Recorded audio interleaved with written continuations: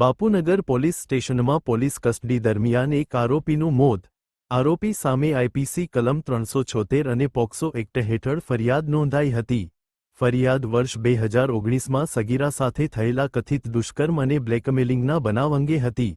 પૂછપરછ દરમિયાન આરોપીને અચાનક ખેંચ આવતા તે બેહોશ થઈ ગયો. 108 મારફતે આરોપીને અમદાવાદ સિવિલ હોસ્પિટલ ખસેડાયો. હોસ્પિટલમાં ડોક્ટરોએ આરોપીને મૃત જાહેર કર્યો. કસ્ટોડિયલ ડેથ મામલે અકસ્માત મોત (ADR) નો ગુનો નોંધાયો. ગઈકાલે બાપુનગર પોલીસ સ્ટેશન ખાતે એક બહેને આઈપીસી 376 તથા પોક્સો એક્ટ હેઠળની ફરિયાદ આપેલી અને આ બનાવ 2019માં જ્યારે આ બેન સગીર હતા એ વખતનો બનાવ હતો. ત્યારબાદ એનો વિડીયો ઉતારી અને તેને અવારનવાર બ્લેકમેલ કરતા હતા.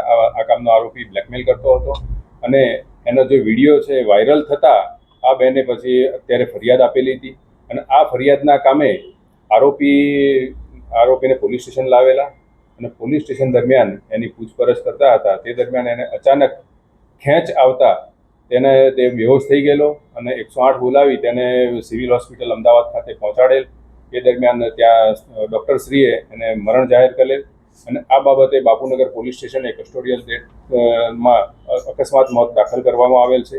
તેનું પોસ્ટમોર્ટમ કરવામાં આવેલ છે પેનલ ડૉક્ટરથી, ફોરેન્સિક પદ્ધતિથી અને વિડીયોગ્રાફી દ્વારા પોસ્ટમોર્ટમ કરવામાં આવેલ છે અને અત્યારે અકસ્માત મોતની તપાસ અમે કરી રહેલ છીએ. આરોપીનું નામ શું છે, એનું બેકગ્રાઉન્ડ શું છે અને કયા સંજોગોમાં આખો બનાવ બન્યો? આરોપીનું નામ છે અહેમદ અસલમભાઈ અંસારી અને એ આ કામના જે ફરિયાદી છે એમના પડોશી છે અને વર્ષોથી એ લોકો પડોશમાં રહે છે અને એકબીજાના ઘરે અવર જવર પણ એમની હતી. આરોપીને પકડ્યા બાદ અહીંયા લાવ્યા પછી જેને પેનલ ક્લેમ કર્યો પ્રાઇમરી મોતનું કારણ શું સામે આવ્યું? અત્યારે હાલ પ્રાઇમરી સ્ટેજે ડૉક્ટરે કહ્યું છે કે એને એટેક આવેલો છે. એટેકના કારણે મોત થયેલું છે.